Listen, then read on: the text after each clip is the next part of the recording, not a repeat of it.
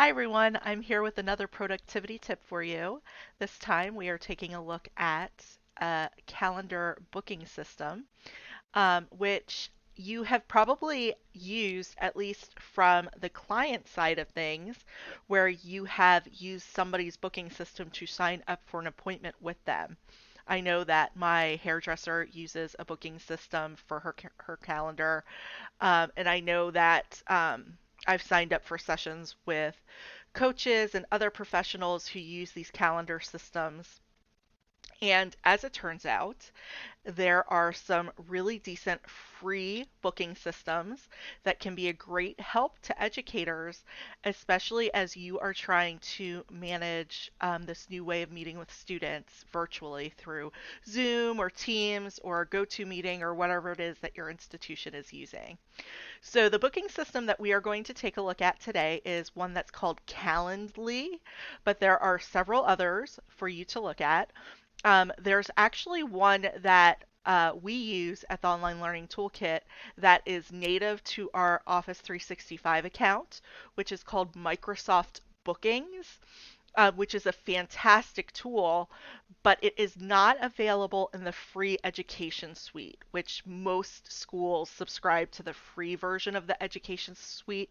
If your school has done the buy-up of the education suite, you may have access to it, in which case I think that's a really tremendous tool for booking appointments with students, colleagues, and so forth. But if you do not have that feature, Calendly is a great option.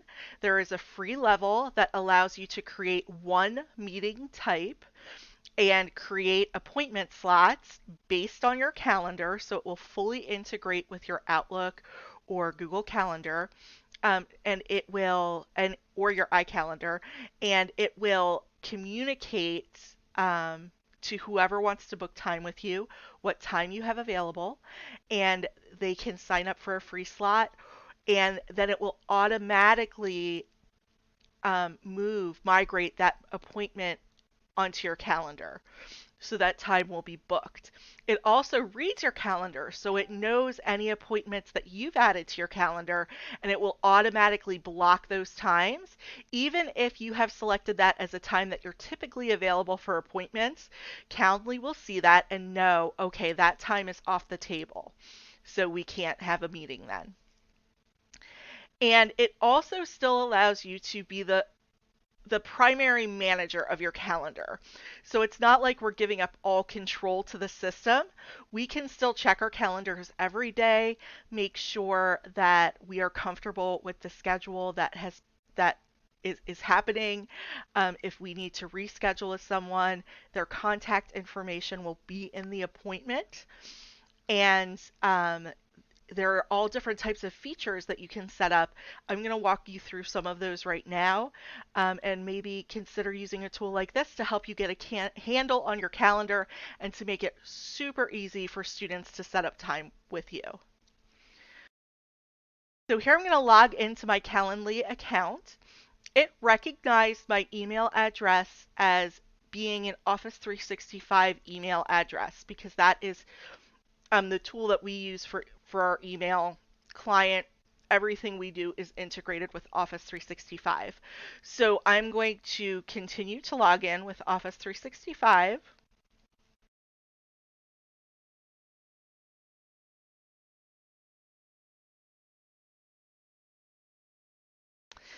And then when it's setting up the account with you, it's going to give you the option to set up a shortcut link for your calendar. This is the link that you can share with others. You can create a shortcut in your email signature. You can embed this email address into your learning management system, into your syllabus, so that students can access it to schedule time with you. It's really fantastic. So I created mine as calendly.com/online learning toolkit. You get one of these at the free level. So that's great. You actually do get to modify your URL at the free level. There are default meeting types that you can look at, and you can set up one new event type at the free level. So what I did was I created a meet with me for 45 minutes as a one-on-one meeting. Anybody who has access to my Calendly link can use this to set up a 45-minute long meeting with me. Why 45 minutes? Well, if you're at the free level of Zoom, you're capped at 45 minutes. So you won't run into this issue where you're running over the 45 minutes and your meeting is going to end, or your recording of the meeting is going to end. Also, I like to give myself break time. Sometimes I have back-to-back meetings, so 45 minutes is more comfortable than 60 minutes because it's going to allow me to take care of myself in between meetings, whether that be organizing my notes from the last meeting, reviewing notes before the next meeting, running to the restroom, getting myself a drink, whatever it is, I'm able to use that 15 minutes in between meetings to do that. Now, we don't always get this with our committee meetings and our department meetings and that kind of stuff, but we're in control of these meetings because these are meetings that we are setting with other individuals. So we can build in that time for self-care or administrative tasks.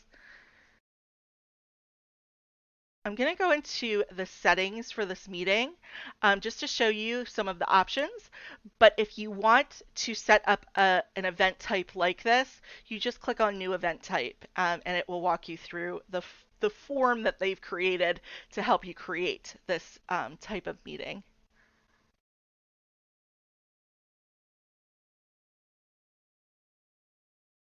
So I called this event Meet with Me, and I'm going to use the link Meet with Me in my email signature, also on the landing page for my course. And I also will probably share it with students and things like announcements and other communication that I have with them.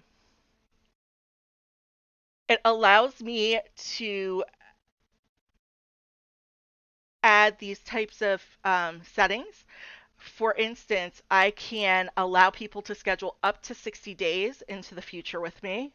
Now, my calendar tends to book up on a weekly basis, so 60 days into the future um, is going to look probably pretty empty on my calendar. So I always make sure that I constrain the time that's available based on whatever my student office hours are for the semester or what my working hours are for the semester. Oops. So here is where I can set my weekly hours. I can make them my office hours, so maybe I'm only available for student meetings from 9 to 11, and I can set this to be 9 to 11. Or maybe because I'm working from home this semester, I can be much more flexible and have a longer day available to my students because I don't have synchronous class sessions that I have to attend to. Here, you click Set Custom Hours if you would like to modify this. You also get to choose the duration of your meeting. So again, as I said before, I selected 45 minutes.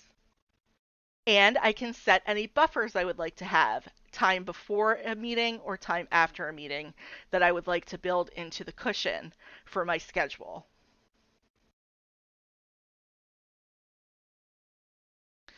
This is the form where I collect information from the person who's booking with me. Right here, I'm collecting their name, their email address, and maybe I want a little bit of information that's going to help me prepare for the meeting. They can let me know, oh, they're my advisee or they're my student. Maybe in the instructions here, I would even be more specific. Let me know if you are a colleague or a student. Let me know if you are a student in my class and which class you're in, or my advisee. You can set up workflows, and I thought that this is a really neat feature, but it is for the pro level.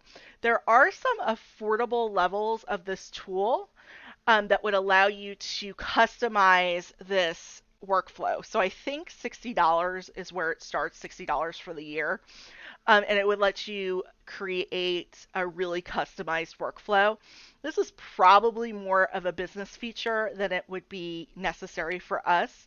As long as they're getting the meeting link, we're able to kind of email around the booking to be able to communicate if we need to give them any additional resources.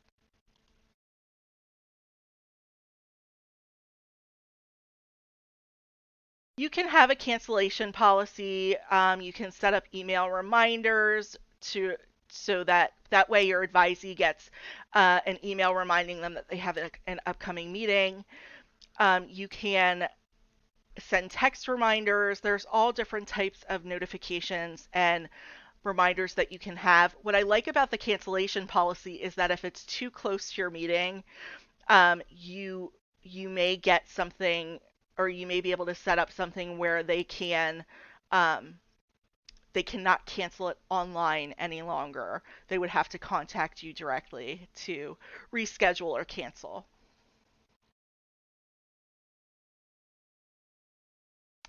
And then there's a confirmation page confirming that the meeting has been set up.